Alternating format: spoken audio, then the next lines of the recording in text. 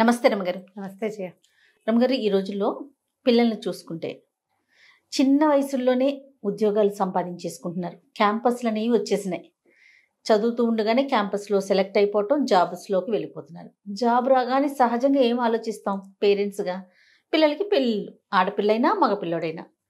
చదువుకున్నన్ని రోజులు పొద్దున్నుంచి రాత్రి దాకా చదువుతోనే సరిపోతూ ఉంటుంది. స్కూలు, కాలేజీ, హోమ్ ట్యూషన్సో సపరేట్ సబ్జెక్ట్స్ కోసం ట్యూషన్సో ఇట్లా. ఇది అయిపోయిన వెంటనే ఉద్యోగం, పెళ్ళి, అన్నీ బాగున్నాయి. చక్కటి సంపాదన కూడా ఉంటుంది. కానీ పని పాటల విషయంలోనే చాలా ఇబ్బందులు పడిపోతున్నారండి. నిజంగా అసలు ఆడపిల్లలకు కానీ మగపిల్లలకు కానీ ఒక్క పని, కనీసం స్టవ్ వెలిగించి ఒక దోశ వేసుకోవటము, అంత అన్నం వండుకోవటం, అంత కూర వండుకోవటం కూడా రాని పరిస్థితుల్లో ఉంటున్నారు. ఇక్కడే మన ఇంటికి దగ్గరలోనే ఉంటే సంతోషం. అదే ఎక్కడైనా వేరే ప్రాంతాలకు వెళ్ళి చదువుకోవాల్సి వచ్చినా, జాబ్ చేయాల్సి వచ్చినా, లేకపోతే పెళ్ళి, ఇప్పుడు నేను అన్నట్టుగా పెళ్లి చేసుకుని వెళ్ళాల్సి వచ్చినా వాళ్ళిద్దరే ఉన్నారనుకోండి, ప్రత్యక్ష నరకం కదా రమ్మగారు. చాలా ఏమీ తెలీదు, ఏం చేయాలో తెలీదు. అదే ఓకే, ఎంత యూట్యూబ్ అనుకోవచ్చు, ఇప్పుడు యూట్యూబ్ వచ్చేసింది కదా, అంతా చూసి చేసేసుకోవచ్చు అని. ప్రాక్టికల్గా మనం ఇంట్లో చేసుకునేది యూట్యూబ్ చూసి ఒకేసారి ఇలా చూసి అలా చేసేదానికి చాలా డిఫరెన్స్ ఉండదు? ఖచ్చితంగా ఉంటుంది. అది అంటే మనం నేర్పించలేకపోతున్నామా, లేకపోతే అంత టైం ఉండట్లేదా, వాళ్ళే కేటాయించలేకపోతున్నారు, లేకపోతే ఇప్పుడే ఎందుకులే పెళ్ళైనాక ఎట్లానో తప్పదు కదా అనే ఒక ఆలోచనతో వదిలేస్తున్నారా? నాకు అర్థం కాదు. మగపిల్లల విషయంకి వచ్చేసరికి మగపిల్లలకి అస్సలు రాని పిల్లలు కూడా చాలా మంది ఉన్నారు రమ్మగారు. అవును, ముద్దు ముద్దుగా పెంచుతారు జయ. మనకి లేక లేక ఒకటి రెండు పిల్లలు అయితే గబుక్కున అంత అన్నం వండుకొని ఇంత కూర కూడా వండుకోకుండా బయట నుంచి అన్నం తెప్పించేసుకుంటారు, ఆర్డర్ చేసేసుకుంటున్నారు. లేకపోతే ఏ చుట్టుపక్కల వాళ్ళని మోసేస్తారు కదా. చాలా ఇళ్లలో ఆడపిల్లలు ఉన్నా సరే నాన్నలే వంట చేసి పెట్టే వాళ్ళు కూడా కనిపిస్తారు.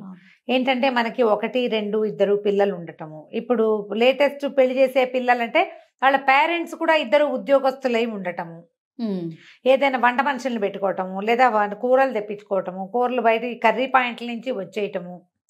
ఇప్పుడు వంట ఒకటే కాదు జయ, రోజువారీ వ్యవహారం పొద్దున్నుంచి సాయంత్రం దాకా, రాత్రి పడుకునేదాకా మనకి అవసరమైన అన్ని విషయాలు ఎవరైనా ఎక్కడి నుంచైనా ఏదైనా ఏర్పాట్లు జరిగిపోతూ ఉంటే మనకి వాటి మీద డిపెండ్ అయిపోయి ఉంటాం. మనం ఇండిపెండెంట్గా అవ్వం. ఇప్పుడు స్నానం చేస్తారు, బాత్రూమ్ ఒకసారి ఒక చీపురు వేసి కడుక్కోవటం చేస్తారా ఎవరైనా? పిల్లలు చేయ పిల్లలు అంటారా? పిల్లలు చేయరు రమ్మగారు. స్నానాలు చేస్తారు, ఆ అండర్వేర్లు జాడి చారేసుకుంటారా? చాలా తక్కువ మందిని చూస్తాం. టవల్ ఆరేస్తారా? బాక్సులు కడుక్కోవటం, బాక్సులు సర్దుకోవటం, వాటర్ బాటిల్స్ లాంటివి నింపుకోవటం, తమ బట్టలు తమ సామాన్లు అవన్నీ అరేంజ్డ్గా పెట్టుకోవటం, ఇవన్నీ మనం రేర్గా సినిమాలలో చూస్తాం. రెగ్యులర్గా అసలు జరగవు. తల్లులే చేసి పెడతారు. ఒకళ్ళు ఉంటారు కదా అమ్మగారు, జీతం లేని పని అనుకోవాలి, అన్నిటికీ అమ్మా అంటే అయిపోతుంది. నా సాక్స్ ఏవి, నా చొక్కా ఏది, నా షూస్ ఏవి, నా అదేది, నా ఇదేది, అది ఎక్కడుంది, ఇది ఎక్కడుంది అంటే ఉద్యోగస్తులైన తల్లులు కూడా పిల్లల్ని మోస్తారు ఖచ్చితంగా. ఇప్పుడు ఇవాళ రేపు కొంచెం ఉద్యోగస్తులైన వాళ్ళు కొంచెం బెటర్గా ఉంటున్నారు, పిల్లలకి కొన్ని నేర్పిస్తున్నారని భావించాలి. కొంతమందికి నేర్పించబడుతోంది, కొంతమంది వాళ్ళ అవసరానికి వాళ్ళని తల్లి ఉండదు, సాయంత్రం అయ్యేసరికల్లా వీళ్ళే పాలు వేడి చేసుకుని తాగుతారు, ఇంకేదో కార్న్ఫ్లెక్స్ వేసుకుంటారు, ఓ దోశ వేసుకుంటారు, బ్రెడ్ టోస్ట్ వేసుకుని తింటారు, ఆమ్లెట్లు వేసుకుని తింటారు, చూస్తున్నాం మనం. ఏవో తినేస్తారు. నీకు తినేయటం ఒకటి ఇంపార్టెంట్ పాయింట్. దీంతో పాటుగా తినేశాక దాన్ని సవరించటం ఉంది చూసేవు, అది మెయిన్. కానీ తల్లులు ఏం కోరుకుంటారు? తింటున్నారా, ఓకే, ఆ టైంకి నేనున్నా లేకపోయినా కడుపు నిండుతుంది కదా. ఆ గ్లాసు ఆ సింక్లో పెట్టటము, ఆ గ్లాసు కడిగి పెట్టటము, ఆ ఆమ్లెట్ వేసుకున్నదో, ఆ దోశ వేసుకున్నదో, ఆ పెనం యథాప్రకారం ఏ ప్లేస్లో తీసారో ఆ ప్లేస్లో పెట్టేయటం, మిగిలిన దోశ పిండి ఎత్తి ఫ్రిడ్జ్లో పెట్టడం. ఎలా తమ వంటింట్లోకి ఎంటర్ అయినప్పుడు వంటిల్లు ఎట్లా ప్లాన్డ్గా ఉందో అదే ప్లాన్లోకి మళ్ళీ వెనక్కి తెస్తున్నారా, ఇది మనం నేర్పించాలి. ఇప్పుడు పిల్లలకి లైన్గా పనులు చేయటం వస్తాయి.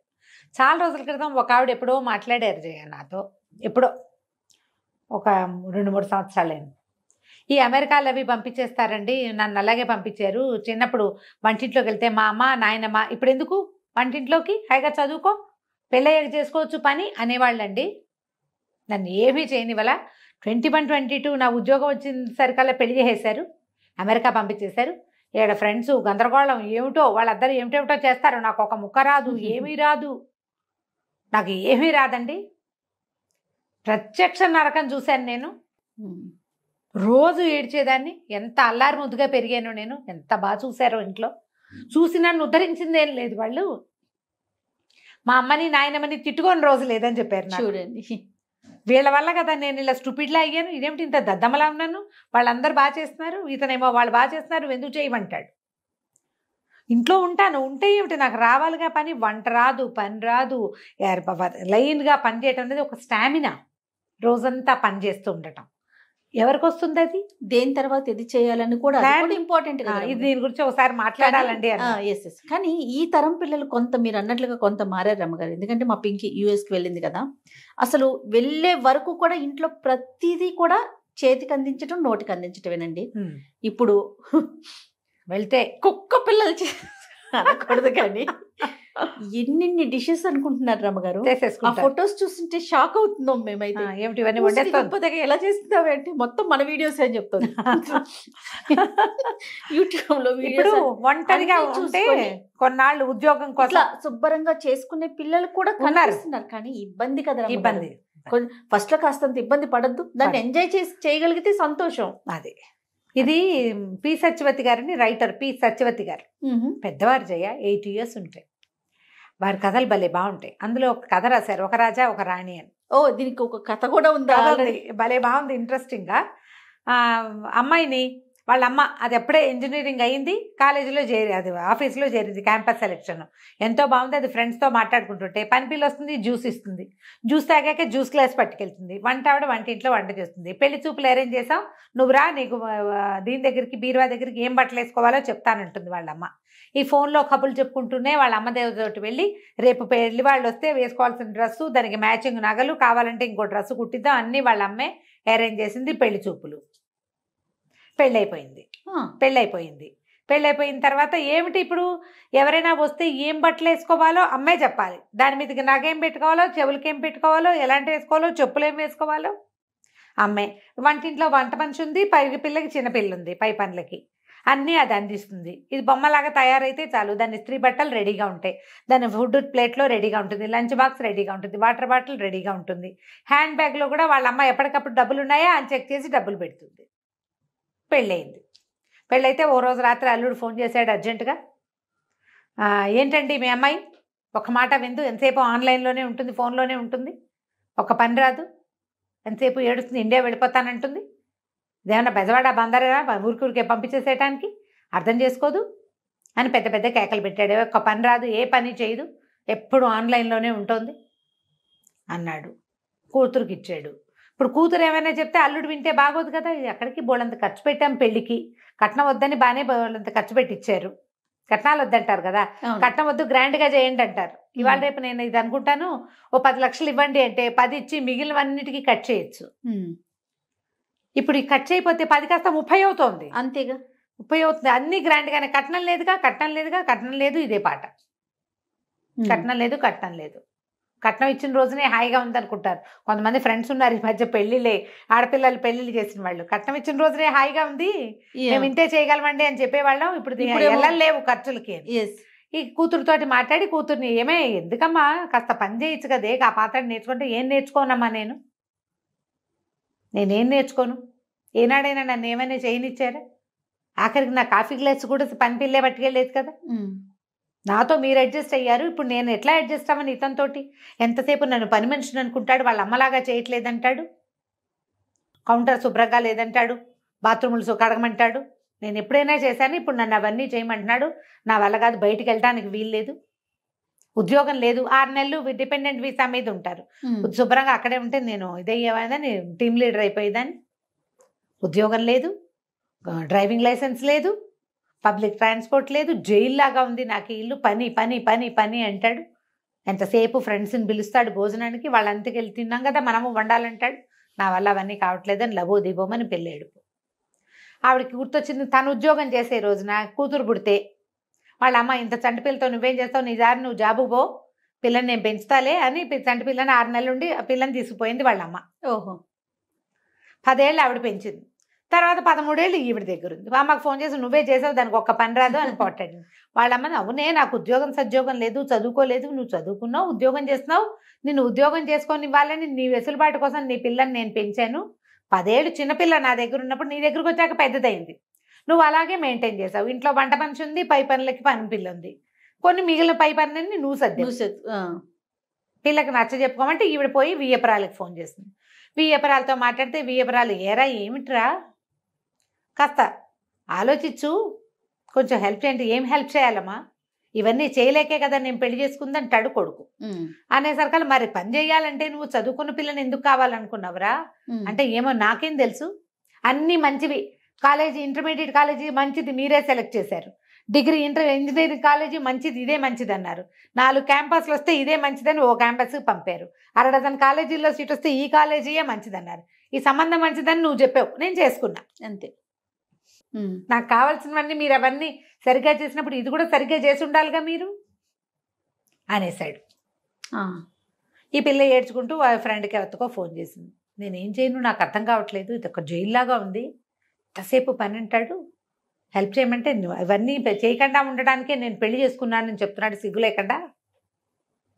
పెళ్లి చేసుకుంటే పెళ్ళాన్ని చేసేస్తుందని మొన్న కీర్తి చెప్తోంది కదా, వాళ్ళ చుట్టాల అబ్బాయి ఇండియన్ అమ్మాయిని పెళ్లి చేసుకుంటే వాళ్ళైతే అన్ని పిలవగానే అన్ని చేసి పెడతారు. అమెరికన్ అమ్మాయిని చేసుకుంటే అదేం పని చేయదు, ఇండియా నుంచి తెచ్చుకుంటాను. ఇండియా నుంచి ఆడవాళ్ళు ఏంటంటే మా అమ్మ చేసినట్టు ఎందుకు చేయమంటాడు, మా అమ్మ వర్కింగ్ ఆవిడన్నీ చేసేది, నువ్వెందుకు చేయమని అడుగుతారు. అవునవును, ఇక్కడ కౌన్సిలింగ్ దొరుకుతాయి, థెరపీలు దొరుకుతాయి, వాటికి వెళ్ళండి, మీ ఇద్దరు కూర్చుని మాట్లాడుకుని కొంచెం సార్ట్ అవుట్ చేసుకోండి అని ఫ్రెండ్ సలహా చెప్పింది.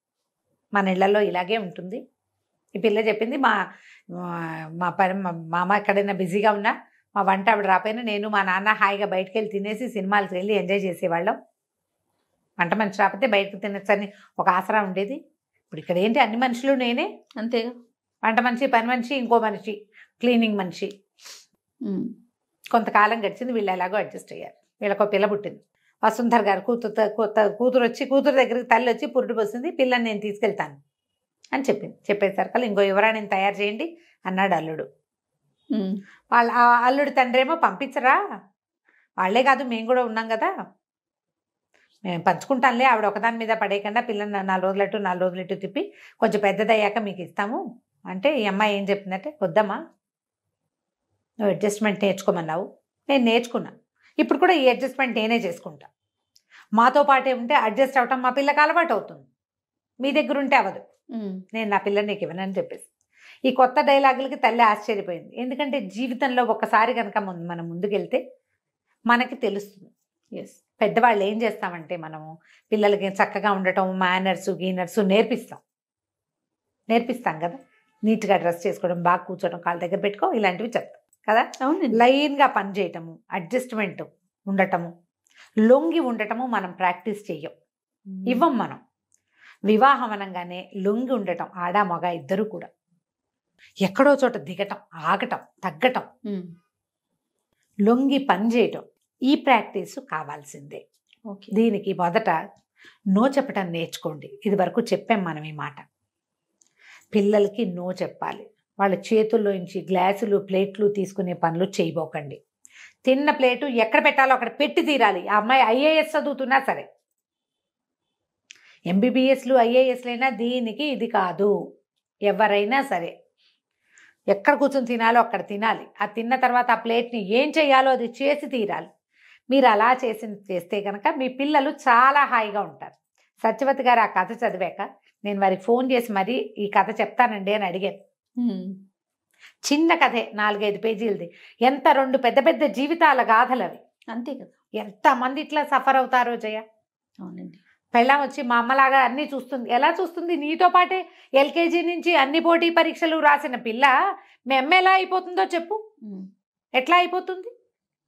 అన్ని పోటీ పరీక్షలు, అన్ని చోట్ల కాంపిటీషను, అన్ని ఉద్యోగాలకి వెంపర్లాట, ఇవన్నీ నీతో సమానంగా చేసిన పిల్ల మీ అమ్మలాగా ఇల్లు గడగటము, వాకిళ్ళు గడగటము, వాకిట్లో ముగ్గేయటము, పువ్వులు కట్టడం రాదు మా కోడలకని ఒక ఆవిడ వెటకారంగా చెప్పారు. అదో పెద్ద బ్రహ్మ విద్య. రాకపోతే పోనీ, వరకు నేర్చుకునేవాళ్ళం చిన్నప్పుడు. ఎండాకాలం పువ్వులు కట్టడం నేర్చుకోవటం, ముగ్గులు వేయటం నేర్చుకోవటం, మెహందీ పెట్టడం, అవన్నీ నేర్చుకునేవాళ్ళం. ఇప్పుడు అసలు ఏవి పిల్లలకి, వాళ్ళకి ఇంట్రెస్ట్ ఉంటే నేర్చుకుంటారు, లేకపోతే లేదు. అవి వాటికంటే చాలా అవసరం ఏంటంటే రోజువారీ ఇల్లు నడిపే చతురత కావాలి కదా. కావాలిగా. అవునండి, అవి నేర్పించండి, ఆడకి మగకి కూడాను. డెఫినెట్. ఆలోచించండి ఇలాగా. రైట్ రామ్ గారు, నమస్తే. నమస్తే జయ.